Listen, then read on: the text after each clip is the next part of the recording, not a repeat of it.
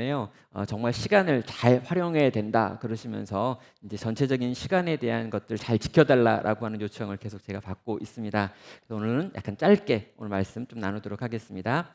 우리 요한복음 17장 1절로 5절에 있는 말씀인데요. 나를 영화롭게 하소서라고 하는 제목으로 같이 말씀 나누도록 하겠습니다. 사랑이라고 하는 주제를 가지고 한번 좀 생각을 해보려고 하는데요. 이 사랑이라고 하는 주제는 오늘날 가장 이 왜곡이 심한 주제인 것 같습니다. 내가 원하는 것을 내 마음대로 하면서 그것이 상대방을 향한 나의 사랑이다라고 생각하는 일들이 점점 더 많아지는 것 같기 때문입니다. 상대방이 그걸 원하는지, 상대방에게 그것이 유익한지에 대해서 관심을 갖는 것이 아니라 내가 하고 싶은 것, 내가 원하는 걸 하면서 이건 사랑이다라고 주장하는 일들이 많다라는 거죠. 그런데 엄밀하게 말하면요, 그건 사랑이라고 부를 수 있는 것이 아닙니다. 우리는 그것을 자기 만족이라고 말해야 될 것 같고 집착이라고 말할 수도 있는 것 같습니다. 최근에 제가 이 설교를 준비하면서 본 통계가 하나 있는데요. 우리 MZ 세대라고 하는 요 세대 미혼 남녀가 어떤 배우자를 원하는가라고 하는 것에 대해서 이 결혼 이제 그 대리학교가 아니라 결혼을 준비하는 이 연결하는 곳에서 좀 정리한 내용입니다. 2021년도 5월 달에 이제 준비한 내용이라고 하는데요. 이 남자가 원하는 이 배우자, 그러니까 여성에 대한 내용이 나오고 여자가 원하는 배우자, 이 남성에 대한 내용들이 나와 있습니다. 그리고 가장 중요한 조건이 뭐냐라고 물었을 때 남자들은 성격이 중요하다. 그런 다음에 외모가 중요하다. 그런 다음에 연령이 중요하다라고 이야기를 했고요. 여자가 원하는 배우자는 성격이 중요하다 다음에 소득이 중요하다라고 이야기하고 다음으로는 직업이 중요하다라고 말하고 있습니다. 가장 중요한 조건이 첨예하게 다르다라고 하는 걸 알게 되는 거죠. 그런 다음에 이 남자 쪽이 뭘 좋아하고 여자 쪽이 뭘 좋아하는지에 대해서 이렇게 계속해서 이렇게 비교를 해놓는 내용이 있습니다.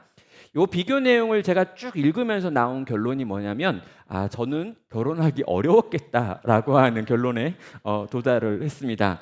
굉장히 어려운, 굉장히 복잡한, 굉장히 높은 기준을 서로에게 가지고 있더라는 거죠. 오늘날 이 시대에 정말 결혼하기 어렵다라고 말하는 게 충분히 이해가 되는 이 통계였고 이런 조사의 내용이었습니다. 자, 여러분 사랑이라고 하는 게 뭐냐라고 말하면은요, 먼저 이 상대방을 중심해 가지고 생각하는 것, 여기서부터 사랑이 시작되는 것 같습니다. 여러분 사랑하고 존경한다라고 하는 것의 특징은 자기 유익을 먼저 구하는 것이 아니다. 내 이익을 생각하는 게 아니라 상대방에게 그것이 이익인가라고 하는 걸 생각하는 게 사랑의 기본이라는 거죠. 어떻게 하면 상대방을 더 편하게 해줄 수 있는가? 어떻게 하면 상대방을 더 행복하게 만들 수 있는가? 상대방이 더 커지고 온전해지려면 어떤 모습으로 어떤 게 필요할까라고 하는 걸 생각하는 게 사랑의 기본이라는 거죠. 때로는요, 상대방에게 뭐가 최선인지 모른다는 것이 어려움이기도 하고요. 또 내가 그걸 해줄 수 있는 능력이 없다라고 하는 것이 어려운 때가 있기는 하지만 그래도 궁극적으로 그 마음 가운데 상대방이 행복했으면 좋겠다라고 하는 생각, 이게 사랑의 기본 중에 기본이 되는 것입니다.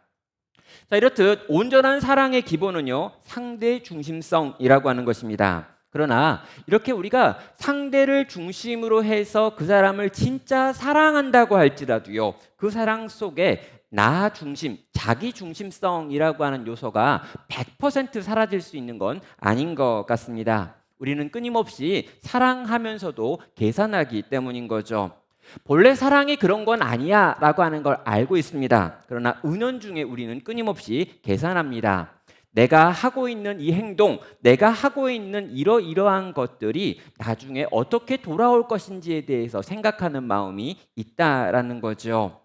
지금 너무나 자연스럽게 거의 본능적으로 내가 너에게 이만큼을 하니 너는 나에게 이렇게 해야 돼 라고 하는 생각을 우리는 품고 있는 것입니다. 그럼 가장 이타적인 사랑이라고 할 수 있는 부모와 자식 간의 사랑 속에서도요, 부모가 자식을 바라보며 아낌없이 내어주는 것 같지만 그 속에 내가 돌려받을 것, 나중에 이 아이들이 나에게 어떻게 해줄까라고 하는 자기 중심성의 요소가 남아있는 것을 보면요, 이 땅에 있는 모든 인간이 하는 사랑에는 이렇게 100% 상대방을 생각하고 상대방을 위하여 살아가는 그런 사랑은 없는 것 같습니다. 성도 여러분, 자기중심성이라고 하는 것이 없는 사랑이라는 게 존재할 수 있을까요? 그게 가능할까요? 라고 우리는 질문을 하는데요. 오늘 성경 본문을 보면은요, 그것이 가능한 한 분이 등장하고 있습니다. 누구입니까? 바로 우리 주 예수 그리스도, 그분이시죠. 자, 여러분, 그 예수님께서 오늘 이 요한복음 17장에서 기도를 하고 계시는데요, 이 기도의 내용을 보면서 예수님께서 우리를 향해서 어떤 마음을 품고 계시는지를 한번 생각해 보는 시간 갖도록 하겠습니다. 여러분, 이 요한복음 17장은요, 아주 유명한 이 성경 본문입니다. 그럼 요한복음 전체에서, 또 복음서 전체에서, 심지어 성경 전체에서 가장 중요한 장 중에 한 장이다라고 불려지는 게 이 요한복음 17장에 나오는 예수님의 대제사장의 기도라고 하는 별명이 붙어 있는 오늘 본문입니다. 그러면 종교개혁자 루터는요, 이 본문을 이렇게 설명을 하는데요, 울리는 소리는 단순하나 그 깊이와 넓이의 풍성한 것은 이루 측량할 수 없다라고 이 요한복음 17장을 설명하고 있습니다. 굉장히 단순한 이야기를 하는 것 같고 단순한 기도인 것 같지만 이 깊이와 넓이와 풍성한 것은 이루 말할 수 없다라고 지금 극찬을 했다라는 거죠. 또 우리가 이제 장로교를 이야기할 때 존 칼뱅을 이야기하는데요, 이 칼뱅은 이 기도는 예수님의 모든 설교에 권위를 주는 도장이다라고 말하고 있습니다. 여러분, 제가 좋아하는, 이제 유명한 사람 나왔으니까 제가 좋아하는 마틴 로이드 존스 목사님이라고 하는 분께서는요, 이 부분을 이렇게 말합니다. 이 세상에서 성경이 모두 사라지고 요한복음 17장 한 장만 남는다 할지라도 복음은 여전히 전해질 수 있다라고까지 말하고 있습니다. 도대체 어떤 이야기가 담겨 있길래 성경 전체가 사라져도 요한복음 17장만 남아있으면 복음이 전해진다라고 말하고 있는 걸까요?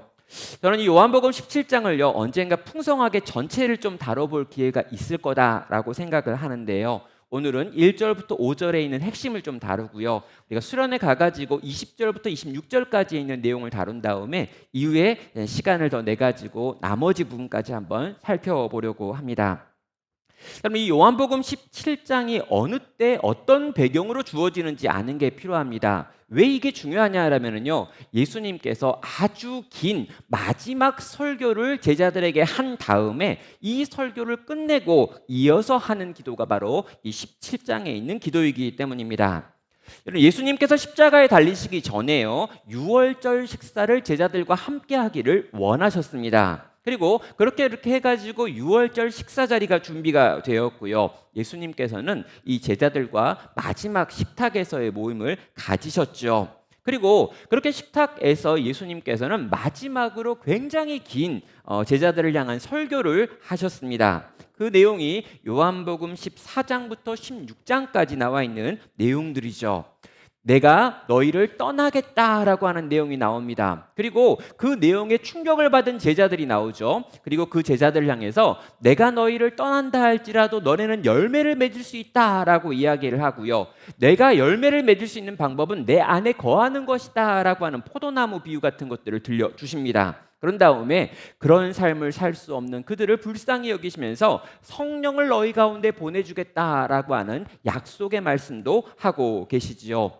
그럼 14장부터 16장까지 나와 있는 긴 설교를 끝낸 다음에 이 말을 마치시고 곧바로 이어서 하나님께 나아가 간구하는 내용이 바로 17장에 있는 오늘 우리가 살펴보려고 하는 이 기도의 배경이 되는 것입니다. 이 17장에 나와 있는 예수님의 기도를 간단하게 이렇게 나눠 보면은요, 한 세 문단으로 나눌 수가 있습니다. 1절부터 5절까지에 있는요, 예수님께서 예수님 자신을 위해 하고 있는 기도가 나오고요, 또 5절부터 19절까지는요 제자들을 위한 기도가 나오고 있습니다. 그리고 20절부터 26절에는요. 이 제자들을 통해서 만들어질 이 땅의 교회, 그러니까 미래에 있을 성도들을 위한 기도가 나오고 있다라는 거죠. 여기 나와 있는요, 이 미래에 있을 성도라고 불려지는 제자 공동체가 이후 복음을 전해가지고 그 제자들과 함께하게 될 이 땅의 교회들은요, 예수님이 아직 눈으로 보고 있는 게 아닙니다. 그런데 예수님의 영적인 눈이 열려가지고 이 제자들을 통해서 만들어질 교회가 보이는 거고요. 그 교회를 위한 기도까지 지금 예수님이 하나님께 올려드리고 있는 겁니다. 그래서요, 오늘 1절부터 5절에 나오는 예수님 자신을 위한 기도를 살펴보고요, 20절부터 26절까지 있는 내용을 통해서 4번에 걸쳐 가지고 예수님께서 이 땅의 교회를 위하여 어떤 기도를 하셨는지를 계속해서 살펴보려고 하는 것입니다. 자, 여러분, 지금 예수님께서는요, 영광 가운데 계십니다. 예수님은요, 지금 이전에 보이지 않던 것들이 보이고 있습니다. 그리고요, 그 예수님의 영적인 눈에 누가 보이는 거냐면 지금 교회가 보이더라는 거죠. 지금 예수님의 눈앞에는요, 유월절 식사에 참여한 제자들밖에 보이지 않습니다.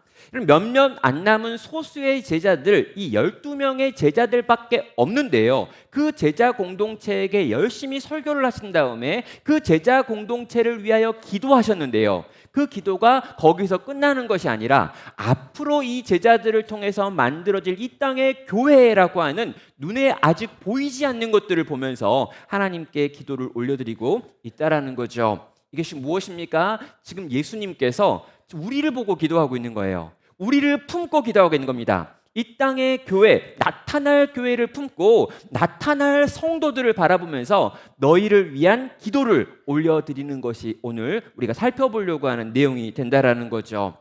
우리를 직접 바라보시면서 예수님께서 하셨던 기도의 내용이 무엇인가? 우리 한 사람 한 사람을 바라보고 우리 공동체를 바라보면서 예수님께서 올려주신 하나님을 향해 나아갔던 성경에 남겨놓은 유일한 기도를 우리가 살펴보려고 하는 것이죠. 자, 여러분, 우리는요, 이 기도가 여기에 있다라고 하는 것을 통해 가지고 한 가지 우리의 삶에 적용할 수 있는 내용이 있는 것 같습니다. 지금 예수님은요, 자기의 고난과 죽음에 대하여 말씀하셨습니다. 남겨지는 제자들을 바라보면서 너희는 내가 없는 동안 이렇게 살면서 이러이러한 열매들을 맺어야 한다라고 말씀하셨습니다. 그리고요, 너희가 그렇게 살기 어렵기 때문에 성령을 준비하셨다라고 하는 이야기도 하셨죠. 자, 모든 설교가 끝난 다음에 예수님은 그 모든 설교를 들은 하나님의 백성들을 위한 기도의 자리로 나아가고 있습니다. 이것이 우리에게 무엇을 보여줍니까?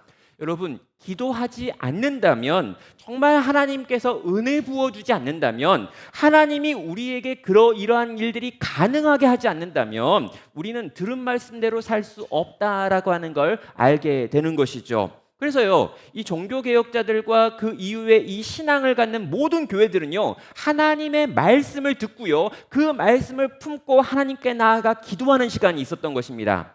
사랑하는 여러분, 하나님의 말씀이 들렸습니다. 이 말씀이 내 생각을 바꿨습니다. 내 감정을 뜨겁게 만들었습니다. 여러분, 이걸 가지고요, 사람은 결코 그 말씀대로 살 수 없다는 것이죠. 그럴 만한 능력이 우리에게 없습니다. 악한 마귀 사단이 우리를 방해합니다. 말씀에 순종할 능력이 우리 속에 없습니다. 그래서 우리는요, 들은 말씀을 품고 하나님께 나아가 하나님, 제발 이 말씀을 내가 듣고 행하게 해달라고, 행할 수 있는 능력과 힘이 있게 해달라고, 나를 이 모든 상황 속에서 끝까지 믿음으로 나아가게 해달라고, 주님 도와달라고 하는 요청을 해야 한다라는 것이죠.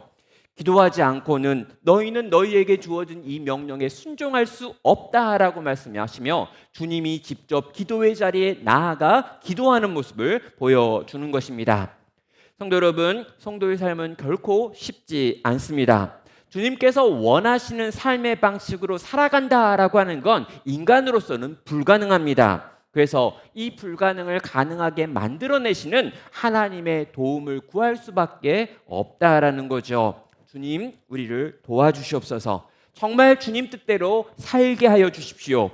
우리를 방해하는 악의 세력들로부터 우리를 지켜주십시오. 성령의 능력을 우리 가운데 부어주사 성령이 나를 인도하시는 대로 순종하며 살아갈 수 있는 자가 되게 하여 주시옵소서. 나와 내 가정이, 우리 교회가 그렇게 주님께 순종하여 나아갈 수 있도록 은혜를 베풀어 달라고 우리는 구할 수밖에 없는 것입니다.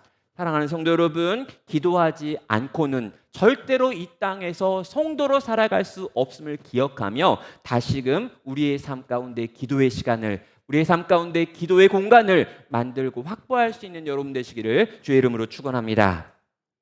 자, 이제 나를 위한 기도가 시작되고 있습니다. 그럼 17장 1절은 이렇게 말합니다. 예수께서 이 말씀을 하시고 눈을 들어 하늘을 우러러 이르시되 아버지여 때가 이르렀사오니 아들을 영화롭게 하사 아들로 아버지를 영화롭게 하게 하옵소서라고 말하고 있습니다. 자, 여러분, 때가 이르렀다라고 말하죠. 어떤 때입니까? 예수님께서 십자가에 달리실 때가 다가오는 것입니다. 자, 예수님은요 지금 유월절 식사를 하시던 중이었습니다. 그리고 예수님은요 이번 유월절이 자신이 인간의 죄를 짊어지고 유월절 어린 양이 되어 대신 죽게 되어지는 때라는 걸 알고 계셨지요. 하나님께서 그 아들을 죽이기로 정하신 그 때가 지금 임한 것입니다. 그래서요 그 때를 정확하게 아셨던 예수님께서 이제 자신의 때가 되었구나라고 하는 걸 확인하신 다음에 하셨던 마지막 기도가 오늘 본문의 기도인 것입니다. 그러면 이 예수님께서요 과연 뭐라고 기도하셨을까? 이 긴 기도문을 시작하시면서 어떻게 시작하셨을까 우리는 생각하게 됩니다. 그런데요 마장 앞부분 이 1절부터 5절에서 그분이 하는 기도는 바로 자기 자신을 위한 기도입니다. 아들을 영화롭게 하사 아들로 아버지를 영화롭게 하게 하옵소서라고 하는 기도를 하신 다음에 그 기도에 대한 부연 설명들이 5절까지 나오고 있는 거죠. 그럼 이 1절에 나와 있는 이 기도는요 4절과 5절을 통해서 보다 구체적으로 표현되고 있습니다. 4절은 말합니다. 아버지께서 내게 하라고 주신 일을 내가 이루어 아버지를 이 세상에서 영화롭게 하였사오니 아버지여 창세전에 내가 아버지와 함께 가졌던 영화로서 지금도 아버지와 함께 나를 영화롭게 하옵소서라고 지금 부연 설명하고 있습니다. 자, 예수님께서는요 내가 아버지를 영화롭게 하였으니 이제는 아버지가 나를 영화롭게 하셔야 합니다라고 기도하고 있는 거죠. 그럼 이 기도를 딱 언뜻 들어보면은요, 지금 예수님께서 마지막이 되니까 여러 가지 마음이 좀 복잡한가 보다 이런 생각이 좀 드는 분들도 있을 겁니다. 그럼 언뜻 보면 이런 거죠. 내가 이제까지 33년 동안 아버지께 순종했습니다. 나는 정말 열심히 당신의 뜻을 위하여 인간의 구원을 위하여 애쓰고 노력을 했습니다. 그리고 이제 곧 나는 고난을 당할 거고 십자가에 달릴 거고 비참하게 죽임 당할 것이고 나는 끝까지 주님께 순종함으로 하나님 당신에게 영화를 올려드리겠습니다. 당신께 영광을 돌려드리겠습니다. 그러니 아버지, 이제 내가 그렇게 끝까지 아버지께 영광을 올려드리면 아버지가 저를 높여주셔야 되겠습니다. 내가 그렇게까지 아버지께 순종하면서 아버지를 그렇게 올려드리면 그 후에 아버지께서 나를 놀랍게 높이셔서 창세전에 내가 누렸던 그 모든 영광스러움을 다 누릴 수 있는 그 자리 거기까지 인도해 주십시오라고 하는 말로 이 기도를 읽고 해석하게 되는 것입니다. 우리 대부분은요 이 본문을 이렇게 읽을 수밖에 없습니다. 왜냐하면 세상 돌아가는 것이 다 그렇기 때문입니다. 그럼 내가 이만큼 했으니 당신은 나에게 이만큼 해주셔야 합니다라고 하는 말이 너무나 상식적이기 때문인 거죠. 내가 이렇게까지 해주었는데 당신이 이렇게 안 해준다면 당신은 정말 부당한 것이다 라고 말하며 당신은 정의롭고 공의로운 분이 아니군요 라고 말할 만한 말이 되는 것입니다. 그럼 이치에 맞으려면요 예수님께서 이제까지 하셨던 그 모든 일은 보상을 받아야 되는 것이고요. 지금 예수님께서 자신의 보상을 구하는 자신이 이렇게까지 했으니 나를 이렇게 만들어 달라라고 요청하는 내용처럼 보이는 것입니다. 그런데 여러분, 과연 예수님이 지금 그걸 요구하시는 걸까요? 내가 이렇게까지 순종했으니 내가 이제 이런 걸 누려야 됩니다. 나에게 엄청난 걸 주셔야 합니다. 내가 최선을 다하여 아버지의 뜻에 순종했으니 이제 아버지 당신께서는 나에게 엄청난 것들을 베푸셔야 합니다. 라고 하는 걸 구하기 위해서 마지막 이 기도를 시작하셨을까라고 하는 질문입니다. 자, 먼저 중요한 건요, 예수님께서 지금 하나님을 영화롭게 했다라고 주장하고 있다는 것입니다. 그렇다면 이 하나님을 영화롭게 만들었던 그분의 일이 뭐냐라고 물어보셔야죠. 4절을 보면은요, 하나님을 영화롭게 했던 일이 무엇이라고 나와 있습니다. 여기 보면요, 하나님께서 예수님께 하라고 하신 일을 다 했다라고 말하며 하나님께 영화롭게 만들었다라고 주장을 합니다. 그럼 예수님은요, 이제까지 하나님께서 이 땅에서 하라고 하신 그 모든 일을 다 순종함으로 하나님께 영화를 올려드렸습니다라고 고백을 합니다. 예수님이 어떤 일을 하셨습니까? 하늘 보좌를 버리고 이 땅 가운데 내려오셨습니다. 신의 자리를 버리시고 인간이 되셨습니다. 인간이 되신 예수님께서 30여 년 동안 이 땅에서 인간 가운데 함께 사셨고요. 지난 3년여의 공생애를 사시며 하나님 나라의 복음을 이 땅 가운데 전파하셨습니다. 이제 그분은 십자가를 향해 나아가고 계시고요. 거기서 죽임을 당하실 것입니다. 이 밤이 지나면 잡힐 것이고 고초를 당하시다가 십자가에 달려 죽으시는 이 모든 것이 하나님 아버지의 계획이고 뜻이었는데 내가 그 하나님의 계획과 뜻에 순종하여 여기까지 오므로 하나님 당신은 영광을 받으셨습니다 라고 말하고 있더라는 거죠.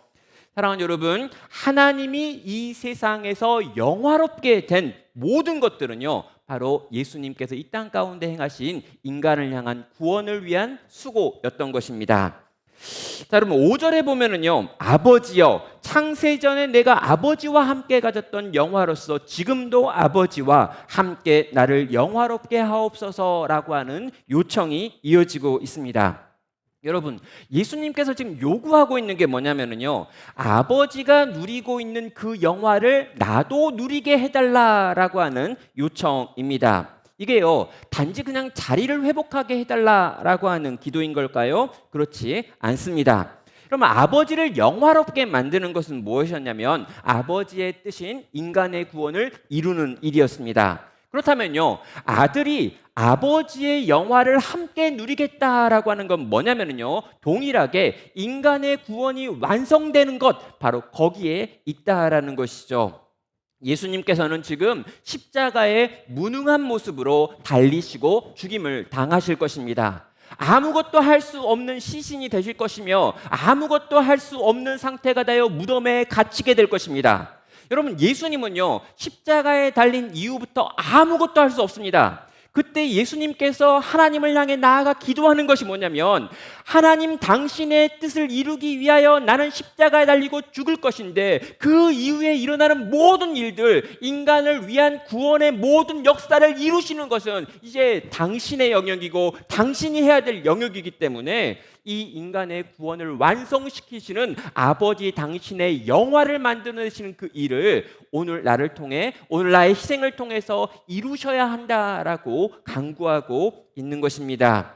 이것이 예수님께서요, 자신을 위해 아버지 하나님께 드렸던 마지막 기도인 것이죠. 그럼 의역하면 이렇게 의역할 수 있습니다. 아버지, 저는 아버지의 뜻인 인간을 구원하는 계획에 순종하여 여기까지 왔고 남아있는 십자가의 길을 완주함으로 아버지를 영화롭게 만들 것입니다. 그러니 이제 아버지께서는 제 뜻인 인간의 구원을 위해 제가 아직 하지 못한 남은 영역을 진행하심으로 아들인 저를 영화롭게 하여 주옵소서. 아버지, 저는 이 인간들의 구원이 완성되기를 원합니다라고 하나님께 나아가 구하고 있는 것입니다.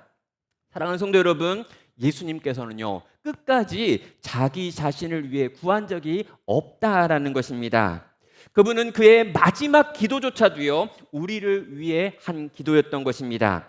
자신을 위해 기도할 수 있는 마지막 그 순간, 그 마지막 기도마저도 아버지의 뜻인 인간의 구원이 나의 뜻임을 밝히며 그 인간의 구원을 완성해달라고 하는 간구로 하나님께 나아가 구하고 계셨다는 거죠. 사랑하실 때 끝까지 인간을 사랑하셨던 것입니다. 조금의 사심도 그 안에 담겨 있지 않았던 것입니다. 그냥 인간을 사랑하셨고 끝까지 사랑하셨고 바로 그렇게 사랑하셨던 인간이 우리고 이 땅의 교회라는 것이죠. 사랑하는 여러분, 저는요 이 땅의 교회 공동체를 향하여 주님이 얼마나 사랑하셨는지를 다시 한번 생각하고 떠올릴 수 있는 시간 되시기를 바랍니다. 정말 우리를 바라보시되 끝까지 사랑하셨던 우리 주님이 오늘 그분에게 주어진 마지막 시간을 통해서 하나님께 나아가 간구하는 첫 번째 기도로 당신이 지금까지 계획하셨던 이 구원이 완성되어야 합니다. 이 인간들은 반드시 살아나야 합니다. 내가 더 이상 아무것도 할 수 없는 그 순간에 아버지 당신께서 친히 일하셔서 아들을 영화롭게 하여 주시옵소서. 내가 평생을 통해 애쓰고 수고했던 인간의 구원의 모든 일들을 당신께서 친히 완성하시는 일을 행하심으로 인간을 향한 구원이 완성되기를 끝나기를 원하고 바라셨던 것입니다. 그럼 요한복음 13장 1절에서요 요한은 이 유월절 전에 일어나고 있는 모든 일들을 설명하면서 그 일의 동기가 이거라고 말하고 있습니다. 유월절 전에 예수께서 자기가 세상을 떠나 아버지께로 돌아갈 때가 이른 줄 아시고 세상에 있는 자기 사람들을 사랑하시되 끝까지 사랑하시느니라 라고 말합니다. 여러분, 이건 여기 나와 있는 이 끝까지라는 표현은요 최고로 의미하는 거죠. 여러분, 시간적으로도 끝까지인 걸 의미하고요 최상을 의미하면서 마지막까지 온 힘을 다하여 모든 걸 다 통틀어서 자기 사람들을 사랑하셨기 때문에 이 모든 일을 하고 계신다라고 하는 걸 밝히고 있는 것이죠. 예수님은요 제자들의 발을 씻기셨습니다. 마지막 설교를 하셨습니다. 그리고 마지막 기도까지 하고 있습니다. 이 모든 건 다 성도를 향한 사랑 때문이었던 거죠. 그 예수님께서 지금 간절하게 하나님께 구하고 있습니다. 그는 자기 앞에 있는 제자들의 얼굴들을 보고 있지만요 동시에 그 제자들을 통해서 앞으로 하나님 나라 백성이 될 우리 전부를 바라보고 계십니다. 시간을 뛰어넘어서 공간을 뛰어넘어서 사랑이 가득한 시선으로 여기 계신 모든 성도들 교회를 바라보고 계십니다. 그리고 이 교회를 향해서 지금 기도하고 있는 거죠. 하나님, 이 교회가 이 땅에 세워진 이 모든 성도가 이후에 만들어질 모든 하나님의 백성들이 이 땅에서 하나님 당신의 그 구원을 경험하고 누리고 온전케 되어지는 역사가 일어나기를 원합니다 라고 우리를 바라보시며 하나님께 나아가 간구하고 있다라는 거죠. 인간을 위해, 인간의 구원을 위해 그분의 마지막 호흡마저도 그렇게 사용하시는 예수님을 보게 되는 것입니다. 나는 이 사랑이 완수되기를 원합니다. 내가 이제껏 수고했던 그 모든 사랑의 수고가 끝나기를 원합니다. 인간을 위한 구원의 모든 역사가 완성되어 이루어지기를 내가 원합니다. 아버지여, 나를 영화롭게 하시옵소서. 아버지의 영화를 위해 내가 최선을 다했던 것처럼 아들의 영화를 위해 아버지 이제 최선을 다하여 주시옵소서. 주님을 이렇게 우리를 위해 간구하셨던 것입니다. 성도 여러분, 우리가 경험하는 모든 사랑에는요 어느 정도 자기 중심성이라고 하는 것이 포함되어 있습니다. 아무리 이타적이다라고 해도요 우리는 어쩔 수 없이 무언가를 계산하고 있지요. 그런데 여러분, 지금 여기 계산 없는 사랑이 있습니다. 아무것도 요구하지 않는 사랑이 있습니다. 그 어떤 자기 중심성도 없는 오직 우리를 위한 하나님의 사랑이 여기에 예수 그리스도의 모습으로 나타나 있습니다. 이 예수님의 기도를 보면서요 예수님도 인간의 구원을 위하여 일하시면서 뭔가 하나님께 받을 보상을 생각했던 거구나 라고 생각했던 때가 있었습니다.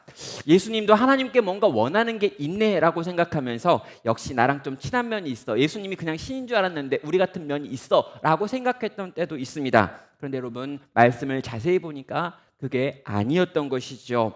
예수님은 마지막 순간조차도 우리의 구원만 생각하셨던 것입니다.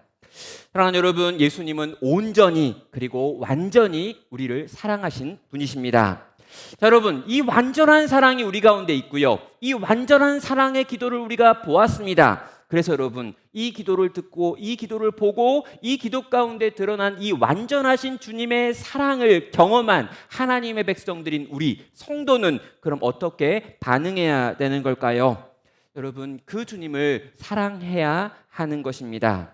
이 땅을 살아가면서 그 주님을 사랑하고요, 그 주님을 기뻐하고요, 그 주님을 즐거워하고요, 그 주님께 감사하고요, 그 주님과 함께 동행하기를 선택하며 살아가야 한다라는 거예요. 사랑하는 성도 여러분, 그럼 결과가 뭘까요? 그 예수님을 닮아가는 것입니다. 여러분, 이 땅의 교회가 주님께 영광을 돌리는 방식은요, 뭔가 우리가 뭘 잘해서 뭘 올려드리는 거, 뭘 많이 가져가지고 올려드리는 거, 뭐 경기에서 이겼거나 뭔가 대회에서 1등을 했거나 시험을 잘 봤거나 돈을 많이 벌었거나 이렇게 세상 사람들도 인정하는 무언가를 얻어가지고 하나님께 나아가 하나님께 영광 돌리는 것이 아니라는 거예요. 여러분, 하나님께 영광 돌리는 가장 강력하고 가장 온전한 방법이 뭐냐라면은요, 하나님을 사랑하는 것입니다. 그럼 하나님을 사랑하고요, 하나님을 기뻐하고요, 하나님을 즐거워하고요, 하나님과 함께하기를 너무너무 좋아합니다. 그럼 어떤 일이 벌어질까요? 우리는 그분을 닮아갈 것입니다. 요즘 제가 이제 제자들이요, 연애를 하고 결혼을 하고 아기를 낳고 나중에 데리고 오는 모습들을 종종 보게 됩니다. 근데요, 종종은 아주 신기하고 놀랍다라는 생각이 들 때가 있어요. 어느 때냐면 제가 그 둘이 연애하기 전에 얼굴을 기억합니다. 그런데요, 이쪽이랑 이쪽은 전혀 다른 사람이었어요. 완전 다른 인간들이었습니다. 근데 여러분, 완전 다른 개들이요, 어느 날 서로 사랑한다고 하고 같이 다니기 시작하고 연애를 하고 결혼을 하고 애를 낳고 그렇게 10년 막 이렇게 산 친구들이 있는 거죠. 여러분, 그 딱 봤는데 오래간만에 만나는데 너무 닮았어요. 형제가 좀 컸는데 자매가 같이 커져서 닮았거나, 형제가 좀 이렇게 말랐는데 막 같이 말라서 닮았거나, 아무튼 이전에 분명히 완전 다른 인간들이었는데 그 완전 다른 인간들이 함께 있었던 사랑했던 그 시간들이 늘어나면 늘어날수록 점점 닮아서 이렇게 보면 이제 더 이상 부부 같지 않고요, 오누이 같다라고 느껴지는 모습을 볼 때가 있는 것입니다. 여러분, 사랑하기 때문에, 서로를 즐거워하기 때문에, 함께한 시간이 길기 때문에, 서로 많은 것들을 이야기하며 함께 이 시간들을 보냈기 때문에 세월이 그들 속에서 닮음이라고 하는 것으로 나타나더라는 것입니다. 사랑하는 성도 여러분, 예수님께서 우리를 완전한 사랑으로 사랑하셨습니다. 그럼 너무너무 사랑하셔서 심지어 자기 자신을 위해서 잠깐 기도하는 그것마저도 우리를 위한 기도로 바꿔가지고 기도하셨던 분이 예수님이십니다. 전혀 자기중심성이 없는 기도로 하나님께 나아갔고 자기중심성이 없는 사랑으로 우리를 품으셨습니다. 그럼 그 사랑이 우리를 향한 그분의 사랑입니다. 그래서요, 우리는 그 크신 주님의 사랑을 알고 그 크신 주님에 대한 사랑에 반응해서 그분을 사랑하기를 선택하는 것이죠. 그리고 그분을 사랑하기 때문에 그분과 함께 있기를, 그분을 닮아가기를, 그분과 함께 그분의 마음을 알고 그분의 뜻을 알고 그분의 계획을 알아 그분의 뜻대로 살아가기를 원하고 싶은 마음을 품을 수밖에 없는 것입니다. 그래서 우리는 이렇게 고백을 하는 것이죠. 예수님께서 아버지의 영화를 위하여 살아갔던 것처럼 정말 나도 그 예수님을 닮아 아버지께 영광을 드리고 영광을 위하여 살기를 원합니다라고 고백하게 되는 것입니다. 그래서요, 고린도전서 6장 19절은 이렇게 말합니다. 너희 몸은 너희가 하나님께로 받은 바 너희 가운데 계신 성령의 전인 줄 알지 못하느냐. 너희는 너희 자신의 것이 아니니 값으로 산 것이 되었으니 그런즉 너희 몸으로 하나님께 영광을 돌리라. 그리스도 예수의 죽으심으로 말미암아 너희의 신분이 새로워졌다. 그 하나님께서 예수님의 마지막 기도를 들으셔서 인간 속에 성령을 보내주셨다. 우리 속에 성령이 함께 하신다. 이 변화된 신분을 기억하라. 이 변화된 신분에 합당해지라. 그 성령이 우리 속에서 요구하시는 대로 우리의 몸을 하나님이 기뻐하시는 방식으로 하나님께 영광을 돌리는 방식으로 이제 사용해야 한다라고 선언하는 것입니다. 사랑하는 성도 여러분, 말씀을 마무리하겠습니다. 하나님께서 우리를 어떻게 사랑하시는지, 예수님께서 우리를 어떻게 사랑하셨는지 더 많이 생각하고 더 많이 떠올리고 기억하고 품을 수 있기를 바랍니다. 마지막 순간까지 우리를 위해 기도하셨던 이 예수님의 기도를 생각하실 수 있기 바랍니다. 한 줌의 자기 중심성도 없는 주님의 사랑을 다시금 보시기를 바랍니다. 그 사랑으로 예수님께서 우리를 보고 계신다는 걸 기억하시기를 바랍니다. 그분의 눈에 가득히 담겨 있는 우리들을 보면서 그분은 마지막 그 사랑의 기도를 하나님께 올려드렸습니다. 아버지의 영광도 아들의 영광도 다 우리의 구원을 위한 것이었습니다. 그렇다면 오늘 그 구원을 얻은 우리들은 이 땅을 어떻게 살아야 되는 걸까요? 하나님, 우리도 영화롭게 하여 주시옵소서. 하나님, 우리의 모든 삶이 하나님께 영광이 되어지는 삶이 되게 하여 주시옵소서. 주께서 우리를 위하여 만드신 그 구원을 우리의 삶 전체로 이뤄가게 하여 주시옵소서. 날마다 날마다 주님을 닮아가게 하여 주시옵소서. 날마다 날마다 우리의 삶 속에서 주님을 닮는 영역들이 넓혀져 가게 하여 주시옵소서. 주님, 이 모든 일을 주님께서 사랑으로 행하셨사오니 우리도 이 땅에서 주님을 향한 사랑을 점점 더 키워가고 온전케 만들어가게 하여 주시옵소서. 그렇게 구하며 주께 나아가며 주를 향해 달려가는 우리 있는 모든 성도 되시기를 주의 이름으로 축원합니다.